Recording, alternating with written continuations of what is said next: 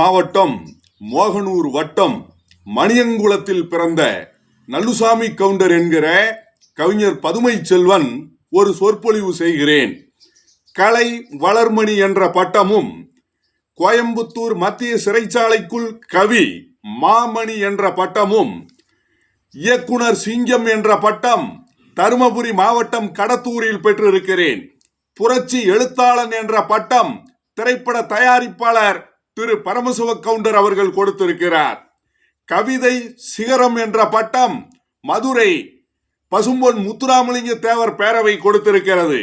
அது மட்டுமல்லாமல் நாமக்கல் மாவட்ட கொங்கு வரலாறு என்ற புத்தகமும், 1998 ஆண்டு சிந்தனை மலர்கள் என்ற புத்தகமும், கவிஞர் வாலி அவர்களுடைய திரைப்பாட்டு முழக்கங்கள் பாகம் 1 பாகம் 2 என 2 புத்தகம் தமிழ்நாட்டில் கவிஞர் வாலி அவர்களுடைய திரை இசை பாடல்களை திறனாய்வு செய்து பெற்றிருக்கிறேன். இயக்குனர் திரு கே பாக்கியராஜ் அவர்கள், இயக்குனர் திரு லிங்குசாமி அவர்கள், இயக்குனர் திரு கங்கை அமரன் அவர்கள், கவிஞர் நெல்லை ஜெயந்தா அவர்கள் அனைவரும் சென்னை மாநகரத்தில் வெளியிடப்பட்ட புத்தகம் கவிஞர் வாலி அவர்களுடைய திரைப்பாட்டு முழக்கங்கள் என்ற புத்தகம். அது மட்டுமல்லாமல் அந்த புத்தகத்தை பாராட்டி தமிழ்நாட்டில் உள்ள உலக கவிஞர், உலக தமிழ் கவிஞர் கவி பேரரசு வைரமுத்து அவர்கள் அந்த கவிஞர் வாலியின் திரைப்பாட்டு முழக்கங்கள் என்ற புத்தகத்தை பாராட்டி எனக்கு பாராட்டு சான்று, அதாவது விருது கொடுத்துள்ளார். கவி பேரரசு வைரமுத்து அவர்கள் யாருக்கும் சாதாரணமாக ஒரு புத்தகத்திற்கு வாழ்த்துரை எழுத மாட்டார்.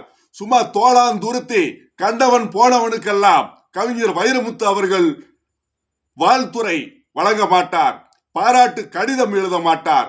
தகுதி வேண்டும், திறமை வேண்டும். இன்றைக்கு யாராரோ புத்தகங்கள் எழுதாமல், வெறும் நாடகங்களும் சரியாக எழுதாமல் 1500 நாடகம் போட்டுவிட்டேன், 2500 நாடகம் போட்டுவிட்டேன் என்று வால் பிடித்து கால் பிடித்து அலைந்து கொண்டிருக்கிறார்கள். அப்படிப்பட்டவன் கவிஞர் பதுமை செல்வன் அல்ல. சிந்தனை மலர்கள் என்ற அற்புதமான நாடகம், மாங்கல்ய யோகம், கதையை கேளு முடிவை பாரு, மாறுபட்ட நெஞ்சம், அண்ணனா தங்கையா என்று 16 மேடை நாடகங்களுக்கு கதை வசனம் எழுதியிருக்கிறேன். மற்ற கதை ஆசிரியர்கள் ஈரோடு லிங்குசாமி, கொடுமுடி அன்னை பாலன் என்று பல கதையாசிரியர்கள் கதை வசனங்களை வாங்கி நாமக்கல், சேலம், தருமபுரி, கிருஷ்ணகிரி, ஈரோடு மாவட்டங்களில் 300க்கும் மேற்பட்ட நாடகங்களை இயக்கி அரங்கேற்றம் செய்திருக்கிறேன். இப்படிப்பட்டவன் தான் கவிஞர் பதுமை செல்வன். முல்லைச்சரம் பத்திரிகையில் பாக்கியராஜ் அவர்களுடைய பாக்கியா பத்திரிகையில் உதவி ஆசிரியராக இருந்திருக்கிறேன். பாக்கியராஜ் இன்னும் நன்றாக இருக்கிறார், நலமோடு இருக்கிறார், வளமோடு இருக்கிறார். அவரை கேளுங்கள்.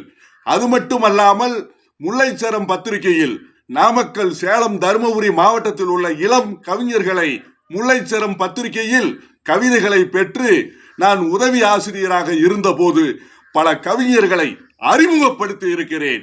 பதுமை செல்வன் ஏதோ சாதாரண ஒரு எழுத்தாளன், ஒரு கவிஞன், ஒரு இயக்குனர் என்று நினைக்க வேண்டாம். பல கவிஞர்களை உருவாக்கியவன் கவிஞர் பதுமை செல்வன். நன்றி, வணக்கம், வாழ்க செந்தமிழ்.